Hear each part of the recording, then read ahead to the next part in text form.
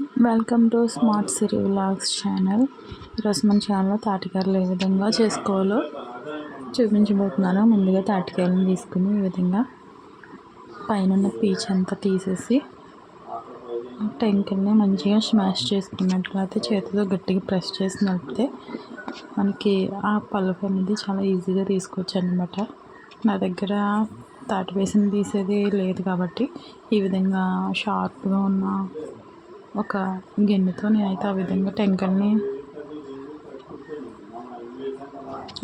ఈ విధంగా తీసేసుకున్నానండి. దాంతోనే ఇప్పుడు వచ్చేసి ఆ తాటి పల్ప్ అంతా వేరొక గిన్నెలోకి తీసుకుని ఒక కప్ 2 కప్పులు మనకు తాటి పల్ప్ అనేది వచ్చింది కదా, అది తాటి పేసం అనేది 2 కప్పులు వచ్చింది. దానికి వచ్చేసి నేను 4 కప్పులు రైస్ ఫ్లోర్ వేసాను. 3 కప్పులేమో రవ్వ, 1 కప్పు ఏమో పిండి. ఆ విధంగా 4 కప్పులు అయితే తీసుకున్నానండి నేను. అలానే చాలామంది ఇడ్లీ రవ్వతో కూడా వేసుకుంటారు. అలా ఇడ్లీ రవ్వ వేసుకున్న 1 కప్పు బియ్యం రవ్వ అనేది వేసుకోవాలి. ఇప్పుడు చూసారు కదా, 1 కప్పు అయితే కొబ్బరి తురుము తీసుకున్నాను. అలానే 1 కప్పు వచ్చేసి బెల్లం కూడా సేమ్ అలానే 1 కప్పు తీసుకున్నానండి.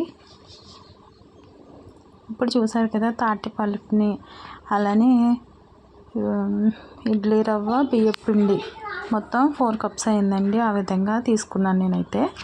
అలానే 1 కప్పు కొబ్బరి తురుము, 1 కప్పు బెల్లం తురుము, అలానే చిటికెడు సాల్ట్ వేసామండి. ఇప్పుడు మొత్తం దీన్ని బాగా కలుపుకోవాలి.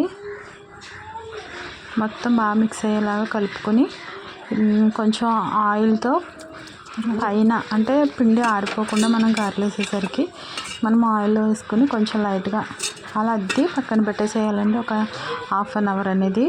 ఇప్పుడు వచ్చేసి బాండీలో ఆయిల్ వేసుకుని ఆయిల్ హీట్ అయిన తర్వాత నేను చూపిస్తున్నాను కదా, ఈ విధంగా వేసేసుకోవచ్చండి గారెలు అనేవి. అంటే కొంచెం క్వాంటిటీ తక్కువ తీసుకుని పలుచగా చేసుకుని వేసుకోవాలి. ఎందుకంటే లావుగా వేసినట్లయితే లోపల గారె అనేది ఉడకదన్నమాట.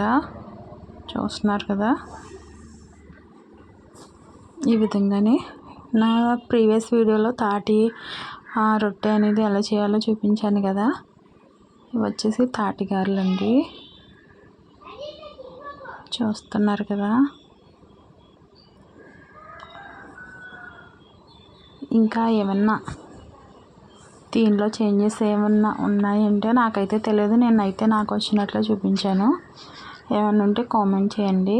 అలానే ఈ వీడియో మీకు నచ్చినట్లయితే కంపల్సరీ లైక్ చేయండి. మీరు లైక్ చేయడం వల్ల ఏంటంటే వీడియో అనేది చాలామందికి త్వరగా షేర్ అవుతుంది. చూసారు కదా గారెలు ఎంత పర్ఫెక్ట్గా అనేది వచ్చినాయో. కంపల్సరీ మీరు రవ్వతో వేస్తే గారె అనేది రాదండి, గట్టిగా వస్తుంది. అలానే రవ్వ విడిపోతుంది. కనీసం పిండి అనేది కలపాలి. బియ్యం పిండి అయినా పర్వాలేదు, లేకపోతే లైట్గా మైదా పిండి కలిపినా కానీ గారెలు అనేవి బాగా వస్తాయి. Okay friends, bye.